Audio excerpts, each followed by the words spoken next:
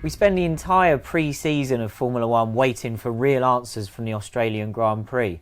But were the real answers that we got in Melbourne ones that we can trust at this stage? We're here to talk about Ferrari, which the expectations were huge for the team going into this weekend. And really, it didn't work out at all. Ferrari ended up a long way off Mercedes and getting beaten by Red Bull. And I've got Jack Cozens and Ben Anderson here to try and dissect what went wrong for Ferrari and to gauge how accurate the picture perhaps was for the team, and to compare what we saw in Australia to what we saw in testing. Jack, we'll come to you first. You were working the Autosport.com and Motorsport.com news desk all weekend, so you've been on Australian time and dealing with our journalists who were out there. And what I thought was really telling was that as part of Ferrari's new kind of media charm offensive, we did get a reasonable amount of explanation from both drivers and team boss Mattia Binotto on Sunday night. And it wasn't necessarily what we would have expected in terms of they weren't that down in the dumps. Yeah. I think on a weekend where we're really actually quite disappointed in Ferrari showing on track, there's still something to be quite pleased about after the race, because they were refreshingly open in their analysis of how their weekend had gone. So towards the end of last year, when things were going quite badly for Vettel and Ferrari, we were used to getting short, sharp and occasionally sarcastic answers from him. But here, there was a real nice bit of elaboration on the issues that they're experiencing in the race, and how actually they recognised that they were very quick in testing and that this wasn't what they were expecting coming into the weekend. So a refreshing approach, really. Yeah, they weren't as defensive as you might have expected, or as we might have seen last year when Maurizio Arrivabene was in charge and something could be on fire and he'd say, "There's no fire here, what are you talking about?" Ben, Jack mentioned testing briefly there, and one of the things that obviously came out of the weekend as it developed and as it became apparent that Ferrari didn't have the pace was, okay, well, everything we saw in testing was wrong. Ferrari could have potentially hidden behind that and said, look, we showed what our pace was, but clearly the others didn't.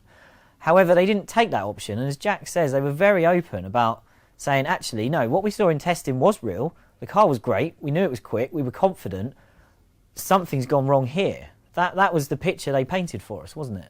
Yeah, I guess it's a sign of the new regime at Ferrari that they don't take the hiding places when offered to them now. There's no value in that. They're trying to deal with reality. And reality, according to testing, was that Ferrari were fastest. Even Mercedes came to that conclusion at the end of the 2 weeks. Well, every team in the pit lane did. I think there's an assumption that you look at the times, you go, well, they're at the top, so they must be quickest. But our journalists were doing their analysis and then speaking to a lot of the teams who will, off the record, will share some of their data with us and explain the ranking that they think they've got. And everybody had Ferrari out front. They had the majority of the midfield was correct as well. Yeah. And Christian Horner, straight after the race, said we all turned up here expecting to get trounced by Ferrari. And he's saying that just after his Honda-powered car overtook Vettel for third place. Yeah, exactly. So we can believe Mercedes when they say they were surprised themselves at how competitive they were relative to the opposition in Australia. But that picture is skewed by Ferrari not extracting the maximum from their car. So we shouldn't really read into the Melbourne result thinking, oh, we've all misjudged Ferrari's pace, the car's a dog, they're not fast, it's going to be 2016 again and they'll be lucky if they beat Red Bull. I think we've seen Mercedes take a step from testing. They were behind the curve a little bit. Let's not forget they were 2 weeks from the end of Test 2 to the first race. That's a lot of time for the team to analyse everything, make refinements to set up in their approach. Clearly Mercedes came out all guns blazing, did a great job, but Ferrari, as a counterpoint to that, underperformed all weekend. The car wasn't there.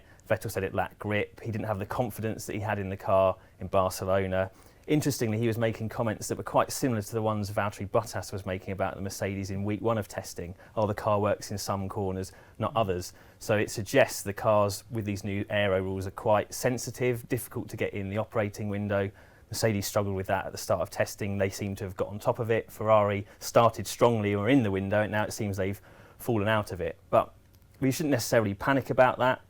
Ferrari, even though they won the Australian Grand Prix last year, struggled in a similar way. Vettel was saying they weren't happy with the car, the setup wasn't there, and then they went to the second race in Bahrain, nailed all the problems that they discovered from Melbourne and started the season strongly. And we can anticipate, knowing they've got a strong basic package, that similar could happen again this year.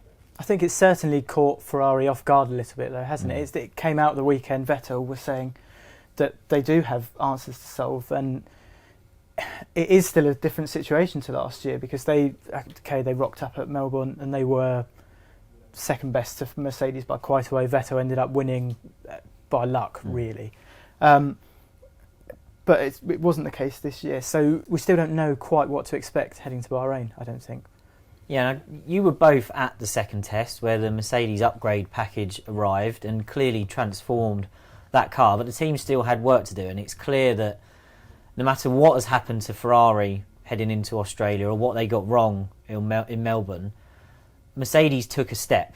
Just through the time you can spend at the factory understanding your car and understanding perhaps its limitations and how to work around them. So would it be reasonable to expect Ferrari to do the same between Australia and Bahrain? Yeah, absolutely. Especially the top teams. They have huge divisions doing simulations, driver in the loop simulations, constantly throughout Grand Prix weekends. I think one of the disappointing aspects of Ferrari's race in Australia is that they weren't able to make really any progress through the weekend.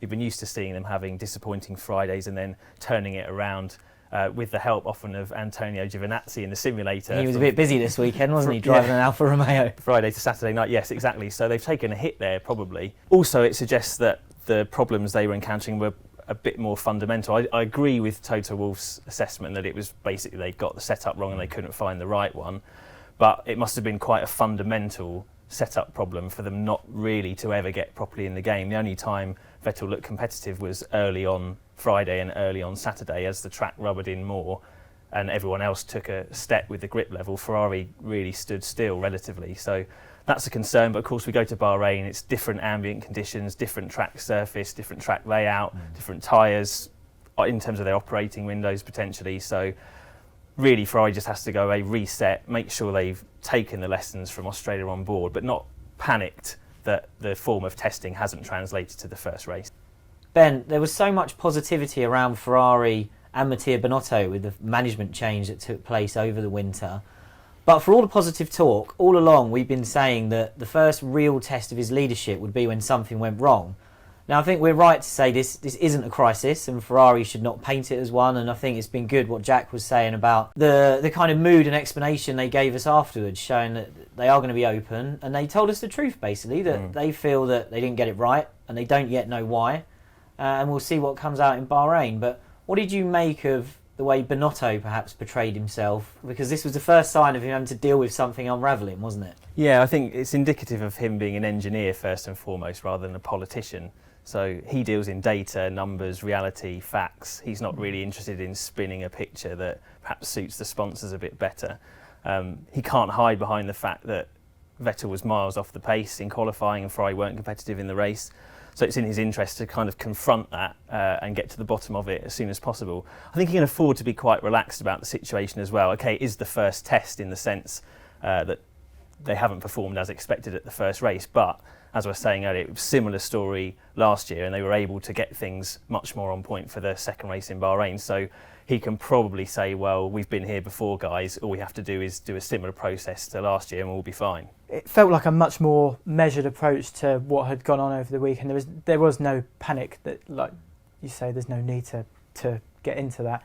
There wasn't an overreaction to finishing 4th and 5th and, losing 35 seconds over the course of the 27 laps between Verstappen passing Vettel and the end of the race. Even in his appraisal of Charles Leclerc, who we haven't really talked about, Binotto was, I think, trod the line well between saying that things weren't perfect. It was a bit of a messy weekend for him, but also instilling that confidence in his drive to say, well, this looked good, and doing so in front of the media and the driver as well. That's a refreshing thing to see from Ferrari. We're not used to seeing that sort of public level of appreciation for their drivers. And it's an important statement for Ferrari to make at the start of the season as well, when things have gone slightly awry.